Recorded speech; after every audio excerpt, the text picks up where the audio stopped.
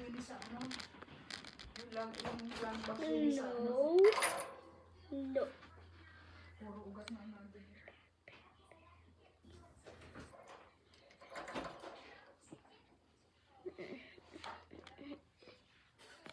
Baka pinagdikit-dikit mo na naman.